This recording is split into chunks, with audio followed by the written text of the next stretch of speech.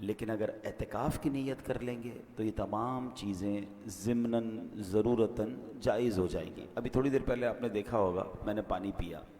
الحمدللہ میں نے مسجد میں داخل ہوتے ہی پہلے اعتکاف کی نیت کی اور پھر پانی پیا.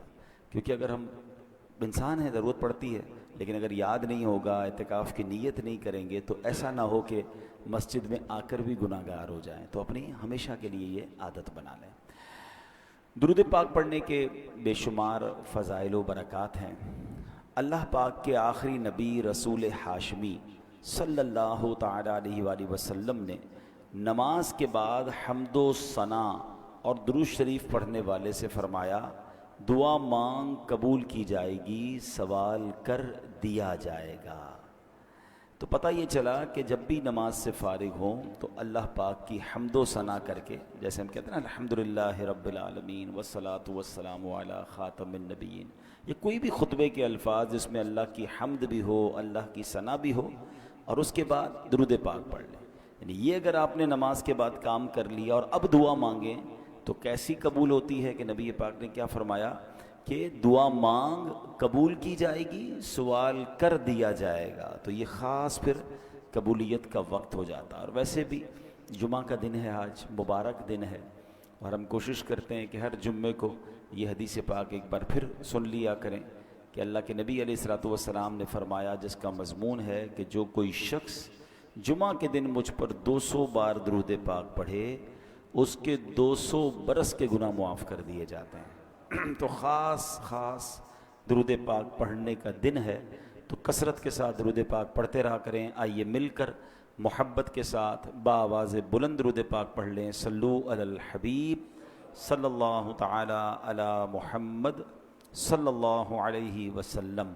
دعائیں ہوتی ہیں مقبول اس وسیلے سے، خدا کی خاص عنایت درود پاک سے ہے. ازل کے دن سے میرے مصطفیٰ کے چرچے ہیں، تمام دہر پہ رحمت درود پاک سے ہے. اللہ درود پاک سے سچی محبت عطا فرمائے. جمعہ کا جو بیان ہوتا ہے اس میں الحمدللہ ہم قرآن کی باتیں، قرآن کریم فرقان حمید کی کچھ آیتیں، پھر اس کے بعد اس کا ترجمہ اور اس سے ملنے والے میسج کو سمجھنے کی کوشش کرتے ہیں. آج قرآن پاک کی جو آیت ہے، میں اگر یہ کہوں تو غلط نہ ہوگا کہ قرآن کی اگر مشہور ترین آیتوں میں سے ایک آیت ہے، ویری امپورٹنٹ اور بہت کمال کی آیت. پارہ نمبر 2 ہے، سورہ بقرہ ہے، اور آیت نمبر ہے 154. اللہ کریم قرآن مجید میں ارشاد فرماتا ہے، وَلَا تَقُولُوا لِمَن يُقْتَلُ فِي سَبِيلِ اللَّهِ أَمْوَاتٌ بَلْ أَحْيَاءٌ وَلَٰكِن لَّا تَشْعُرُونَ. بڑی کمال کی آیت. اس کا ترجمہ کیا ہے؟ آسان ترجمہ قرآن کنز العرفان. اور جو اللہ کی راہ میں مارے جائیں انہیں مردہ نہ کہو، بلکہ وہ زندہ ہیں لیکن تمہیں اس کا شعور نہیں.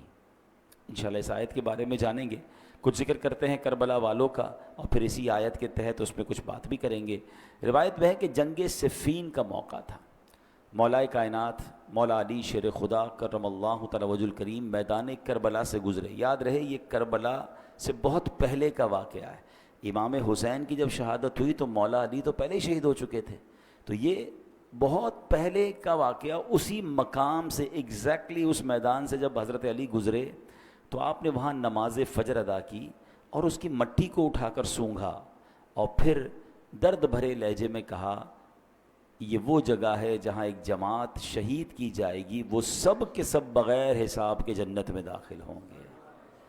سبحان اللہ، کیا شان ہے شہدائے کربلا کی. اس روایت سے مولا علی شیر خدا کرم اللہ تعالی وجہ الکریم کو اللہ کی عطا سے جو علم غیب عطا کیا گیا تھا وہ بھی معلوم ہو رہا ہے، اور یہ واقعہ تو ابھی سالوں بعد ہونا ہے، لیکن مولا علی نے پہلے بتا دیا.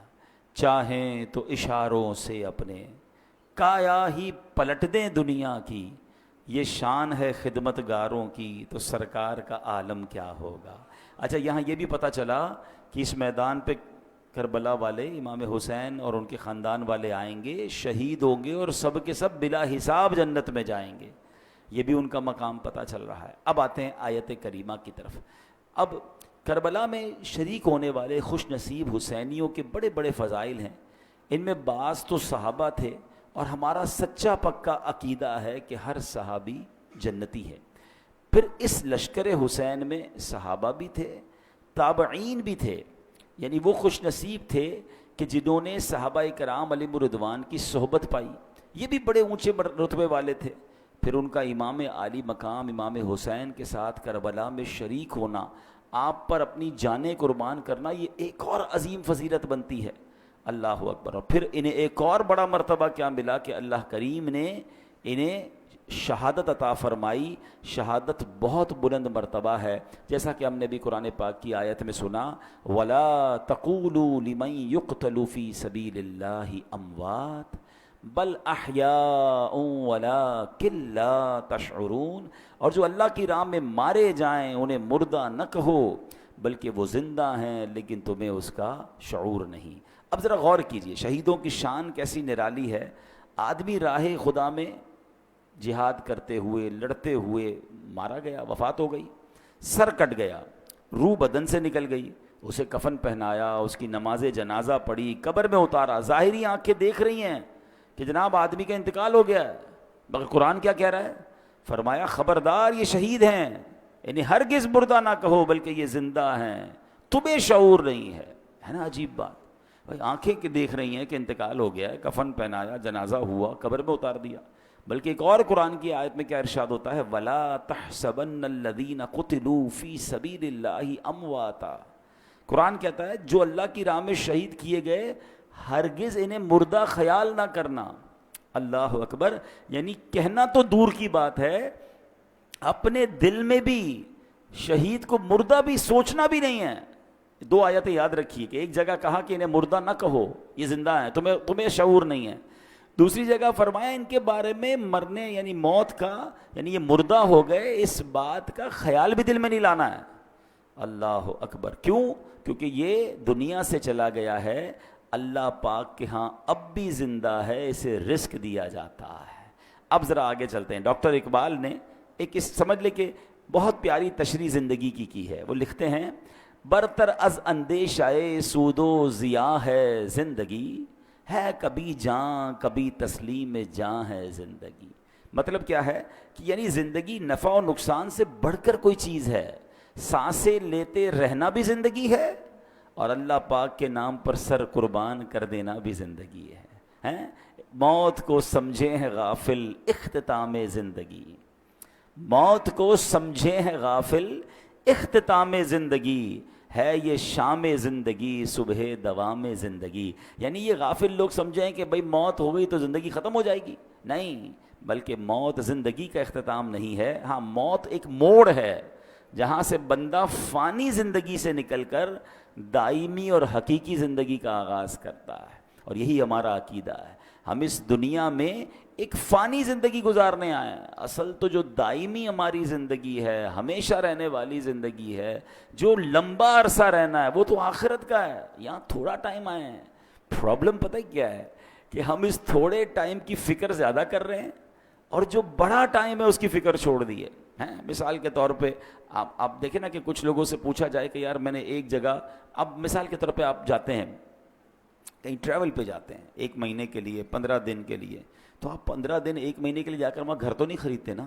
آپ کرائے کا گھر لے لیں گے، آپ ہوٹل میں رہ لیں گے، ٹھیک ہے نا، 1-2 بیگ ساتھ لے جائیں گے، پورا گھر اٹھا کے تو نہیں لے جائیں گے. کیوں؟ آپ کہیں گے واپس تو یہیں آنا ہے نا.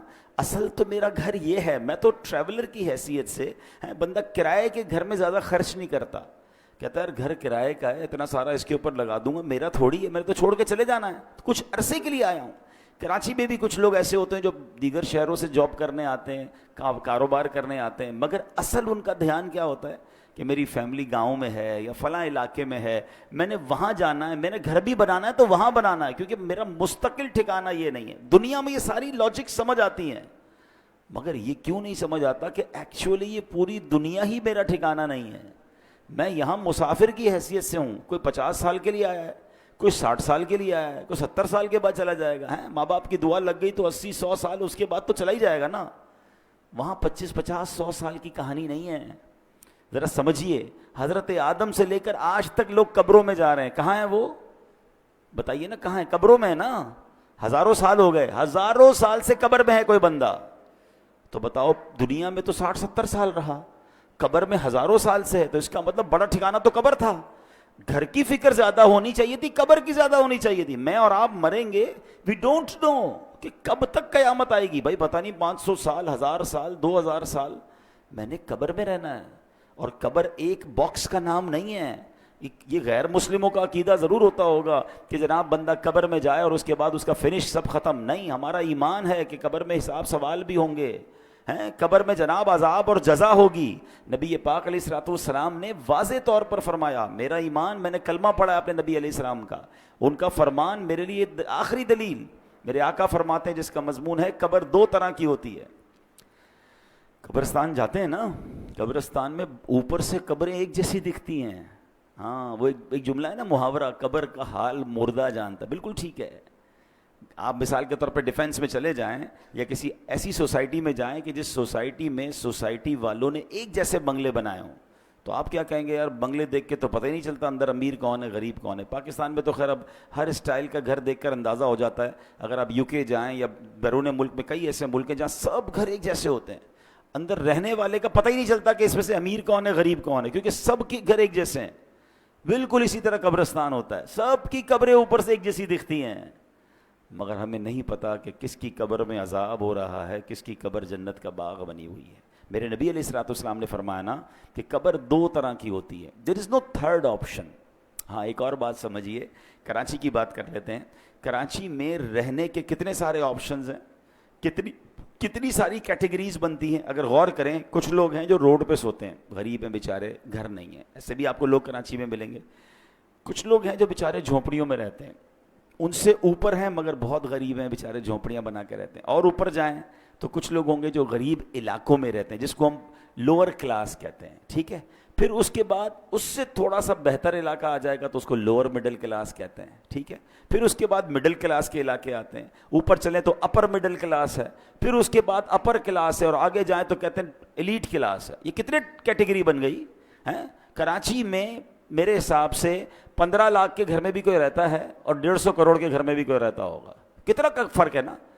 تو کیٹیگریز ہیں, مگر قبر میں دو ہی کیٹیگریز ہیں, یہ سمجھنا ہے. نبی پاک نے فرمایا دو کے علاوہ تیسری نہیں ہے, قبر دو طرح کی ہوتی ہے. اب میں نے اور آپ نے چوز کرنا ہے اسی زندگی میں لائف اچھی گزار کر کے ان دو میں سے کون سی کیٹیگری میں جانا ہے. آقا فرماتے ہیں یا تو جنت کے باغوں میں سے ایک باغ ہوتی ہے, یا تو دوزخ کے گھڑوں میں سے ایک گھڑا. اب پلیز اس بات کو ریئلائز کیجئے, میں ادھر ہمیشہ نہیں رہوں گا.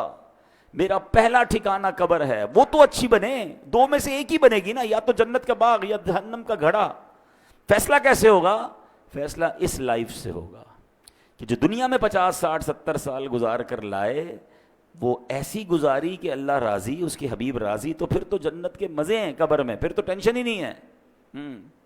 حدیث پاک کے ایک الفاظ ہیں بڑے پیارے ہیں کہ جب اللہ کا نیک بندہ قبر میں جاتا ہے نا, جیسے رب راضی ہو, تو پتہ ہے اس کو فرشتے آ کے کیا کہتے ہیں, نم کا نومۃ العروس, سو جا کہ جیسے دلہن سوتی ہے, سکون سے. ہاں جنت کی کھڑکی کھل جائے اور وہ مزے میں. لیکن اللہ جس سے ناراض ہوا, نبی پاک علیہ الصلوۃ والسلام کی احادیث میں مضمون ملتا ہے. میرے آقا نے نا دونوں ہاتھ ملا کر بتایا کہ بے نمازی کو قبر ایسے دبائے گی کہ اس کی پسلیاں ٹوٹ پھوٹ کر ایک دوسرے میں پیوست ہو جائیں گی. آج کل عید کے دنوں میں یا کبھی دوست کوئی ملے ذرا جاندار قسم کا, زور سے دبا دے تو چیخ نکل جاتی ہے. تو جب قبر دبائے گی نا تو نبی پاک نے یہ فرمایا. اب یہ تو صرف بے نمازی کی سزا ہے, سود خور ہے, ظلم کرنے والا ہے, قتل کرنے والا ہے, زیادتی کرنے والے ہیں, اللہ کو ناراض کرنے والے کام چھوڑ دیں. ہم یار ہمیشہ نہیں رہیں گے, اس بات کو سمجھ جائیں. میں پھر یہ شعر سناتا ہوں, کیا کمال کی بات ہے, اللہ کرے سمجھ آ جائے. موت کو سمجھے ہے غافل اختتام زندگی, ہے یہ شام زندگی صبح دوام زندگی. اصل زندگی تو اس زندگی کے بعد شروع ہونی ہے. میں یہاں, اچھا میں اور آپ یہاں پر آئے پھر کیوں ہیں بھائی؟ ہم ایک ٹیسٹ دینے آئے ہیں. Please try to understand. آپ سب نے ٹیسٹ دیے ہوں گے, آپ میں سے کوئی اسکول کا ٹیسٹ دیا ہوگا, کسی نے مدرسے کا دیا ہوگا, کسی نے کالج کا دیا ہوگا. ٹیسٹ روم میں ہمارا فوکس کیا ہوتا ہے؟ پیپر ٹھیک ہو جائے. کوئی اور کام نہیں کرتے, ادھر جا کے کوئی سوتا نہیں ہے تکیہ لے کے کہ بھائی چلو 3 گھنٹے کا پیپر ہے, 2 گھنٹے سو جاؤں اور اس کے بعد آدھا گھنٹہ کھیل کود کر لوں, آخری آدھا گھنٹہ دیکھ لوں گا, اتنی دیر میں 2 گھنٹہ بچ جائے گا, چلو بھائی پیپر واپس کرو. ایگزیکٹلی زندگی ایسی ہی ہے. اور میں نہیں کہہ رہا میں کو قرآن کی آیت سناؤں گا، اور تقریباً وہ آیت سناؤں گا جو آپ سب نے کئی بار سنی ہوگی. وہ کون سی آیت ہے؟ اللہ قرآن میں فرماتا ہے الذی خلق الموت والحیات لیبلوکم ایکم احسن عملا. کچھ سنی لگ رہی ہے نا، ہے یہ سورہ ملک میں آیت ہے. اللہ کیا فرماتا ہے؟ ہم نے موت اور زندگی کو اس لیے پیدا کیا کہ دیکھیں تم میں سے کون اچھے عمل کر کے آتا ہے. یعنی اٹ مینس مجھے اور آپ کو بھیجا گیا ہے، اور اب واپس جب جائیں گے نا تو پھر چیک کیا جائے گا کہ کون اچھے عمل کر کے لایا. دیٹ از دا ریزن، اس لیے آیا ہوں میں یہاں پر. نہیں مگر یہاں تو قبر کی فکر ہی ختم. موت کی تو بات ہی کوئی نہیں کرتا نا. مرنے کی بات نہ کرو بھائی، کوئی اور بات کرو. پلاننگ بتاؤ اگلے 5 سال بعد کیا کرنا ہے، 10 سال بعد کیا کرنا ہے، اگلا فیوچر کیا ہوگا، دنیا میں کیا دیکھنا ہے. اچھا میرے اللہ نے دنیا بھی بڑی اچھی بنائی ہے. ہمیں دنیا میں انجوائے کرنے سے منع نہیں کیا، ہمیں کھانے پینے گھومنے پھرنے فیملی کو ٹائم دینے سے منع نہیں کیا، مگر اس میں کنڈیشن ایک ہی رکھی گئی ہے، یہ سب کام کرنے ہیں حرام کام سے بچ کر. بچوں کو کھلائیں اس کا ثواب ہے، فیملی پہ خرچ کریں اس کا ثواب ہے، بچوں کو خوش کریں اس کا ثواب ہے، اپنے دوستوں کو کھانا کھلائیں اس کا بھی ثواب رکھا گیا. مگر نیت کیا ہے؟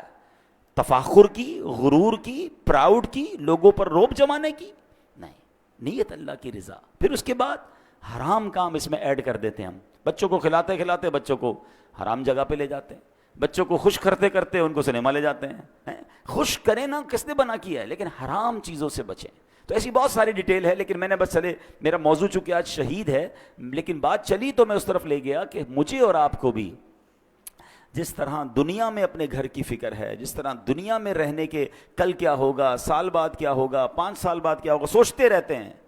تو یار یہ تو سوچو قبر میں کیا ہوگا، وہاں سوالات کے جوابات دے سکوں گا کہ نہیں، میری قبر جنت کا باغ بنے گی کہ نہیں. اچھا قبر پہ ہی معاملہ ختم تھوڑی ہے، قبر کے بعد تو پھر محشر کا دن ہے، اور پھر آگے جنت اور دوزخ کا فیصلہ ہے. لیکن بڑی خوبصورت بات علماء فرماتے ہیں، قبر پہلی منزل ہے. جو ادھر کامیاب ہو گیا نا وہ آگے بھی کامیاب، یعنی پہلا ٹیسٹ پاس ہو گیا ہے تو آگے بھی خیر ہے. ادھر ہی پھنس گیا. حضرت عثمان غنی رضی اللہ تعالیٰ عنہ کتنی عظیم ہستی ہیں، آپ عشرہ مبشرہ میں سے ہیں، ذوالنورین ہیں، قطعی جنتی ہیں، نبی پاک سے کئی بار جنت کی بشارت سنی ہے. مگر جب قبرستان جاتے تھے نا تو زارو کتار روتے تھے، داڑھی آنسوؤں سے تر ہو جاتی تھی. تو کسی نے کہا آپ کے سامنے محشر کا ذکر ہوتا ہے آپ نہیں روتے، جہنم کا ذکر ہوتا ہے اتنا نہیں روتے، لیکن آپ جب قبرستان جاتے ہیں تو بہت روتے ہیں. تو کمال کی بات فرمائی، فرماتے قبر ہی پہلی منزل ہے، جو ادھر کامیاب ہو گیا وہ آگے بھی کامیاب ہو گیا. تو please try to prepare beautiful grave for you. اپنی بہترین قبر بنانے کی کوشش کرنی ہے. وہ پیسوں سے نہیں ہوگی کہ میں کہوں بھائی میرے مرنے کے بعد ماربل والی قبر بنا دینا. آپ ماربل نہیں سونے کی قبر بنا لیں. اگر اللہ ناراض ہے تو اندر عذاب ہو رہا ہوگا. باہر کا قبر کا کوئی کمال نہیں ہے، اندر کی کہانی اور ہے. اللہ کرے یہ بات مجھے بھی سمجھ آ جائے، یہ بات آپ کو بھی سمجھ آ جائے. اب امام حسین رضی اللہ تعالیٰ عنہ کی بات چل رہی ہے، شہیدوں کی بات چل رہی ہے. حضرت زید بن ارقم رضی اللہ تعالیٰ عنہ، شہید زندہ ہوتا ہے نا. اب ذرا سنیے گا واقعہ، میں امام حسین کا واقعہ سنانے لگا ہوں. صحابی رسول ہیں حضرت زید بن ارقم، کہتے ہیں جب یزیدی لشکر نے ظلم پہ ظلم ڈھایا کہ امام عالی مقام کے سر انور کو معاذ اللہ جب نیزے پر اٹھا لیا گیا، شہید کر کے سر مبارک کو معاذ اللہ کٹ کر کے اب نیزے پر اٹھا کر اسے گلی گلی لیے پھرتے تھے. اللہ اکبر. وہ سمجھتے تھے کہ ہم ان کو معاذ اللہ ان کی عزت ختم کر رہے ہیں، بلکہ یہ نیزے پر سر مبارک کو لے کر گھومنا بھی ان کی عزتوں کو بڑھا رہا تھا. کیا خوبصورت بات شاعر لکھتے ہیں نا، سر شہیدان محبت کے ہیں نیزوں پر بلند، اور اونچی کی خدا نے قدر و شان اہل بیت. تو وہ کہتے ہیں کہ جب میں نے دیکھا کہ امام حسین کے سر کو لے جایا جا رہا ہے تو میں اپنے مکان کے اوپر والے حصے میں تھا، بالا خانے میں تھا. تو بدبخت یزیدی جب نبی حضرت امام حسین کے سر انور کو لے کر جا رہے تھے نا، تو میں نے امام حسین کے منہ مبارک سے یعنی سر سے تلاوت کی آواز سنی، اور آپ یہ آیت پڑھ رہے تھے سورہ کہف کی، ام حسبت ان اصحاب الکہف والرقیم کانوا من آیاتنا عجبا. کیا تمہیں معلوم ہوا کہ پہاڑی، غار اور جنگل کے کنارے والے وہ ہماری نشانیوں میں سے ایک عجیب نشانی تھے. اللہ اکبر. عبادت ہو تو ایسی ہو, تلاوت ہو تو ایسی ہو, سرے شبیر تو نیزے پہ بھی قرآن سناتا ہے. یہاں امام حسین کے چاہنے والوں کو ایک میسج بھی ہے کہ میرے امام تو تلوار پر نیزے پر بھی قرآن پڑھتے تھے, اور آج پنجتن کے غلام کہلانے والوں کو کیا قرآن پڑھنا آتا ہے؟ اور پھر آتا ہے تو پڑھتے کتنا ہے؟ ایسا نہ کریں. حسینی طریقہ یہ ہے کہ ہم روز جو ہے قرآن پاک کی تلاوت کریں. عرب کے کسی عقل مند نے بڑی پیاری بات کہی, لکھتا ہے ان الناس یعیشون و یموتون لیکن الشہداء یعیشون و یعیشون. کہتے ہیں انسان جیتے رہتے ہیں پھر مر جاتے ہیں, مگر شہید جیتے ہیں پھر شہید ہو کر ہمیشہ کی زندگی کو پا لیتے ہیں. تو شہیدوں کا مرتبہ تو بڑے کمال کے ہیں. اللہ اکبر. علماء کہتے ہیں کہ شہید کیوں کہا جاتا ہے, لفظ شہید کیوں کہا جاتا ہے؟ تو کہا کیونکہ شہید زندہ ہوتا ہے اور اس کی روح ہمیشہ حاضر رہتی, کیونکہ شہید کے جو لفظی معنی ہے نا وہ ہے حاضر کے, ٹھیک ہے, حاضر, موجود, گواہ, یہ شہید کے ایگزیکٹلی معنی ہے. تو جو اللہ کی راہ میں شہید ہوتے ہیں ان کو شہید کیوں کہتے ہیں؟ فرمایا کہ شہید تو زندہ ہوتا ہے, اس کی روح ہمیشہ حاضر ہی رہتی ہے, لہٰذا اسے شہید کہا جاتا ہے. ایک وجہ فرمائی کہ اللہ پاک اور فرشتے اس کے جنتی ہونے کے گواہ ہو جاتے ہیں, اس لیے اس کو شہید کہا جاتا ہے. جیسے اس کی روح نکلتی ہے, جنتی انعامات دیکھ لیتی ہے, یہ روح نکلتے وقت صرف رحمت کے فرشتوں کو دیکھتا ہے, عذاب کے فرشتوں کو نہیں دیکھتا. اور شہید کے لیے فرشتے اس کے اچھے خاتمے کے گواہ ہوتے ہیں, اس لیے اس کو شہید کہا جاتا ہے.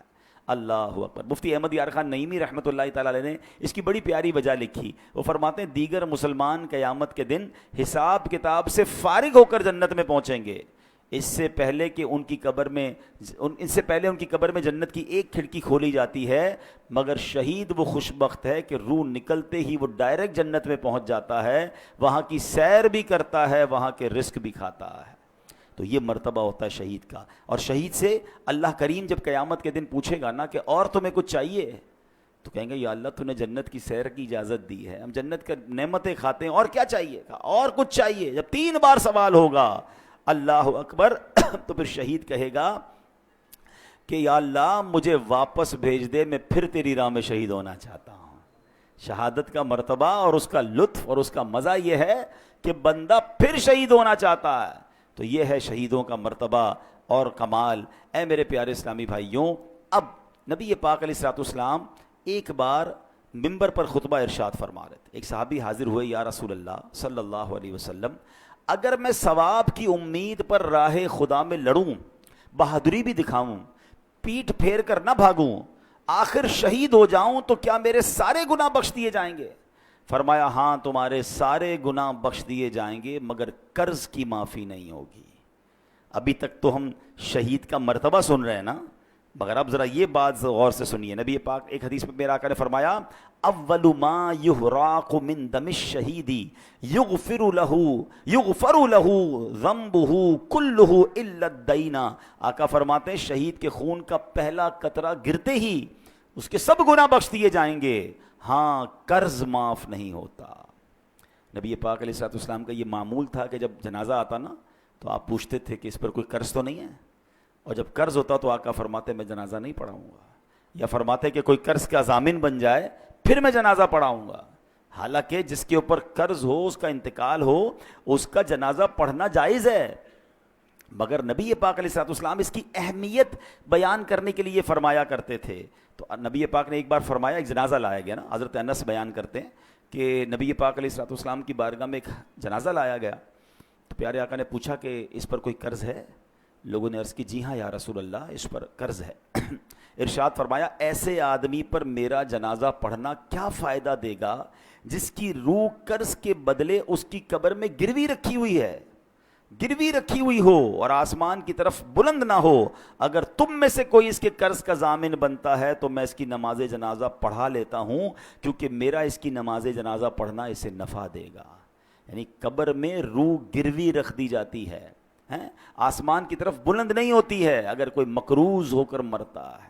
اے میرے پیارے اسلامی بھائیوں, آج کتنا یہ چیز وبا عام ہو گئی ہے, لوگ لاکھوں روپے دبا لیتے ہیں. کاروباری لوگ مجھے سن رہے ہیں, بعد میں یہ بیان سنا جائے گا, کبھی بھی قرض نہ لیں, قرض کی کوشش کریں کہ آپ پر قرض ہی نہ آئے. لیکن اگر قرض لیں تو پھر اسے وقت پر ادا کریں. ہاں آج کل تو معاملہ ہی الگ ہے نا, قرض لیتے وقت بندہ اور ہوتا ہے اور لینے کے بعد انداز ہی بدل جاتا ہے. بندہ کہتا ہے یہ وہی آدمی تھا جس کو پیسے دیے, بڑی منتیں کر کے بڑی ریکویسٹ کر کے پیسے لیے تھے, اب پیسے لینے کے بعد نہ فون اٹھا رہا ہے نہ جواب دے رہا ہے. بیچارہ جس کے پیسے وہ دھکے کھا رہا ہے. یہ نہ کیا کریں.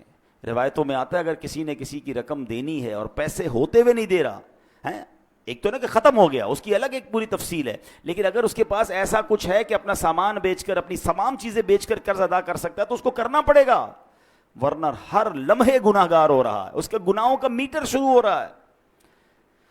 تو کبھی بھی ایسا نہ کریں. قرض لیں تو اچھی نیتوں سے لیں, وقت سے پہلے لوٹائیں. پھنس گئے ہیں تو جواب تو دیں, رپلائی تو دیں, اس کے پاس جا کر معذرت کریں اس سے کہ بھائی میں پریشان ہوں, مجھے تھوڑا اور وقت دے دو. لیکن اب تو معاملہ ہی الگ ہے, بندہ ہی غائب ہو جاتا ہے.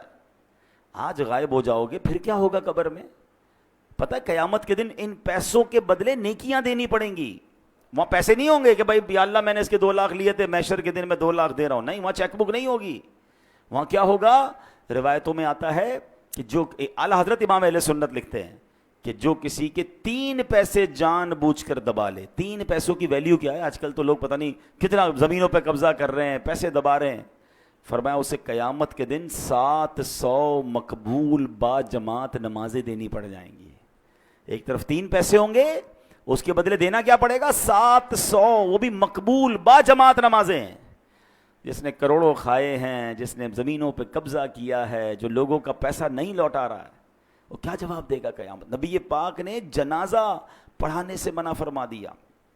اے میرے پیارے اسلام بھائی, نبی پاک نے ارشاد فرمایا جن گناہوں سے اللہ پاک نے منع کیا ہے ان میں سے رب کریم کے نزدیک سب سے بڑا جرم یہ ہے کہ انسان قرض لے کر مرے جس کی ادائیگی کے لیے مال نہ چھوڑے. تو یہ نہ کیا کریں. ہاں اب ایک اور پرابلم, پیسے لیے کاروبار میں تو چلتا رہتا ہے بھائی, کسی کا کریڈٹ ہے, کسی کا ڈیٹ ہے, میں نے کسی کو پیسے دینے ہیں, کسی سے لینے ہیں, لیکن اس کو اچھی طریقے سے لکھت پڑھت کریں, وقت پر پیسے دیا کریں. اور اگر آپ کو لگتا ہے کہ ابھی جس کو دینے وہ نہیں مل رہا یا آگے پیچھے ہو گیا تو اس کو وصیت کر کے جائیں, اپنے بچوں کو بتا کر جائیں. کسی کا انتقال ہوتا ہے, اگلے لوگ پریشان ہو جاتے ہیں کہ یار اس نے کسی کو گھر میں بتایا نہیں میرے پیسے ہیں. یعنی کتنی عجیب بات ہے کہ میں نے کسی کو رقم دینی ہے یا اس کی کوئی امانت میرے پاس ہے, میرے سوا کسی کو پتہ ہی نہیں ہے. یہ بہت بڑی بے وقوفی اور جہالت ہے جو عذاب قبر میں گرفتار کر سکتی ہے.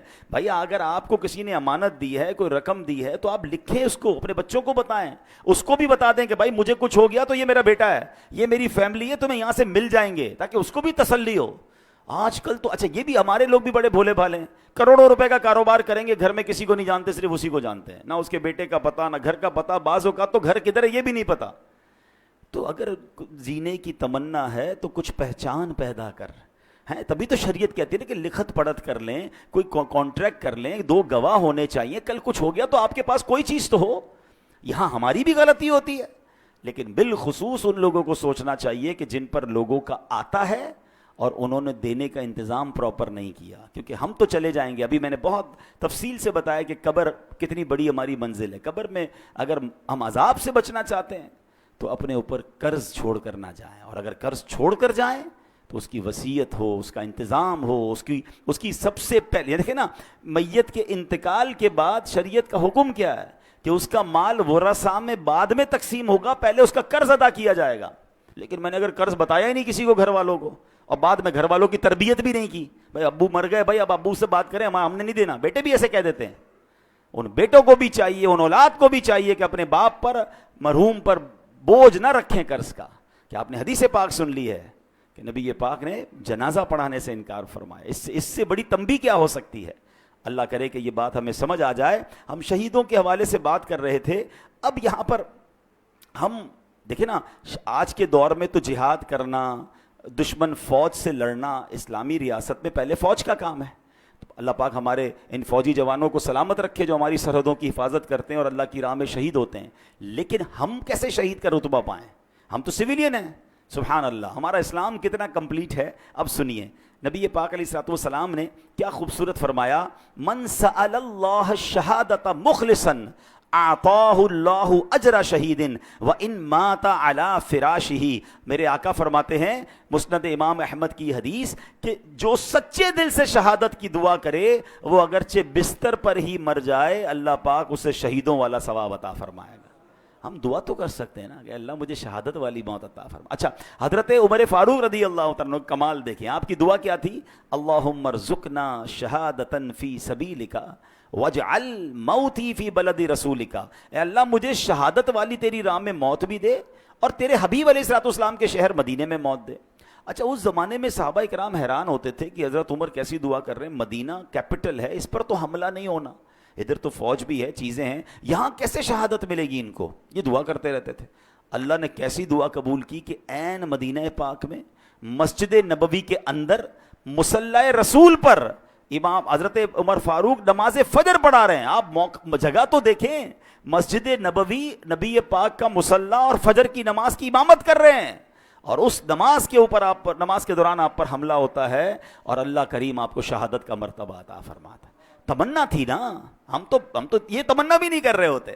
تو شہید, اگر شہادت کا رتبہ, ہم دعا کریں اللہ سے, اللہ پاک کریم ہے, ہمیں موقع مل سکتا ہے. اسی طرح بہت خوبصورت ایک حدیث ہے, حضرت عبداللہ ابن عمر سے روایت ہے کہ رسول ذیشان مکی مدنی سلطان صلی اللہ علیہ وسلم نے فرمایا جو چاشت کی نماز پڑھے, ہر مہینے 3 روزے رکھا کرے, سفر ہو یا حضر, یعنی سفر میں ہو یا گھر پہ ہو, کسی حال میں بھی نماز وطر نہ چھوڑے, اس کے لیے شہید والا ثواب لکھ دیا جاتا ہے. تو یہ 3 کام غور کر سن لیں کہ چاشت کی نماز. اچھا اشراق اور چاشت بہت پیاری نمازیں ہیں, بڑے اس کے فضائل ہیں, اور یہ ہم کب پڑھ سکتے ہیں؟ جب فجر کا وقت ختم ہوتا ہے نا, آپ ٹائم ٹیبل پہ دیکھ سکتے ہیں, اس کے 20 منٹ گزرنے کے بعد آپ اشراق اور چاشت کے نوافل پڑھ سکتے ہیں. اس کے کم از کم 2 رکعتیں پڑھ لیں, زیادہ بھی پڑھ سکتے ہیں. اور سبحان اللہ, اشراق و چاشت کی بڑی فضیلتیں ہیں. اور پھر یہ جو ہر مہینے 3 روزے رکھنے ہیں, اس میں اچھا یہ ہے کہ ایام 20 کے روزے رکھ لیے جائیں. ہر اسلامی تاریخ کی 13, 14, 15 تاریخ کو ایام 20 کہا جاتا ہے. ان دنوں میں اگر آپ روزے رکھ لیں گے انشاءاللہ تو سبحان اللہ یہ سنت کی ادائیگی کی نیت سے پیر کا روزہ بھی رکھ سکتے ہیں. تو یہ 3 روزے اگر اللہ کرے ہماری عادت بن جائے تو شہادت کا مرتبہ مل رہا ہے, تو اور کیا چاہیے. حضرت ابو قتادہ انصاری رضی اللہ تعالیٰ عنہ فرماتے ہیں نبی پاک علیہ الصلوۃ والسلام سے ہر پیر کے روزے کے بارے میں عرض کیا گیا کہ حضور آپ پیر کا روزہ رکھا کرتے ہیں, تو ارشاد فرمایا اسی دن میری ولادت ہوئی اور اسی دن مجھ پر وحی نازل ہوئی تھی. تو بہرحال اللہ کریم ہمیں ان نیکیوں پر عمل کرنے کی توفیق عطا فرمائے. اور آج جو ہم نے شہادت کے بارے میں سنا, اس کے بارے میں بھی, پھر قبر کے بارے میں ہم نے سنا کہ قبر کی تیاری کیسے کرنی ہے, پھر ہم نے قرض کے بارے میں سنا کہ قرض کے معاملات پر کتنا خیال رکھنا ہے. زندگی کا ایک اصول بنا لیں کہ میرے اوپر, میری ذات پر کسی کا کچھ رہ نہ جائے, جو بھی ہے ڈھونڈ کر تلاش کر کے اس کو پہنچائیں. دیر ہو گئی ہے تو معافی دنیا میں مانگ لیں, کیونکہ آخرت میں ہم حساب نہیں کر سکیں گے. اور ہم نے ایک اور چیز دیکھی ہے کہ جس کسی نے کسی کے پیسے کھائے ہیں, مال دبایا ہے, دنیا میں بھی اسے برباد ہوتے دیکھا ہے, اور جس کا کھایا گیا ہے نا, ہم نے حیرت انگیز طور پر ایسا دیکھا ہے کہ اللہ نے اس سے زیادہ اسے عطا فرما دیا ہے. تو مظلوم کی مدد غیب سے ہوتی ہے, ظالم برباد ہوتا ہے. اللہ ہمیں یہ سوچ نصیب فرمائے. اور یہاں پر ایک آخری بات کر کے اپنی گفتگو ختم کرتا ہوں کہ ہم نے قرآن کی آیت سے اپنے بیان کو شروع کیا تھا کہ اللہ کی راہ میں شہید ہونے والے کو مردہ نہ کہو, تمہیں شعور نہیں ہے وہ اللہ کی بارگاہ میں زندہ ہیں. تو اب ذرا ٹیکنیکلی اور لاجیکلی سمجھ لیں کہ اگر کسی نبی کا امتی شہید ہو جائے, ٹھیک ہے, وہ شہید ہو جائے تو وہ اللہ کی بارگاہ میں زندہ ہے, تو پھر نبی کی جو زندگی ہے اس کا عالم کیا ہوگا. وہ تو اس امت کے بھی آقا ہیں. تو سبحان اللہ, احادیث میں بھی یہ مضمون ملتا ہے کہ اللہ نے زمین پر حرام قرار دیا ہے کہ وہ انبیاء کے جسموں کو کھائے. انبیاء حیات ہوتے ہیں اور وہاں انہیں رزق دیا جاتا ہے.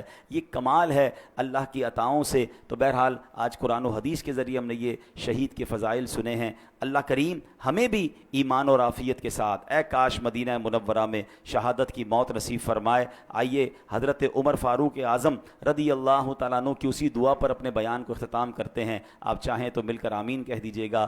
اللہم ارزقنا شہادتن فی سبیلک واجعل موتنا فی بلد حبیبک صلی اللہ تعالی علیہ وسلم. آمین بجاہ النبی الامین صلی اللہ تعالی علیہ.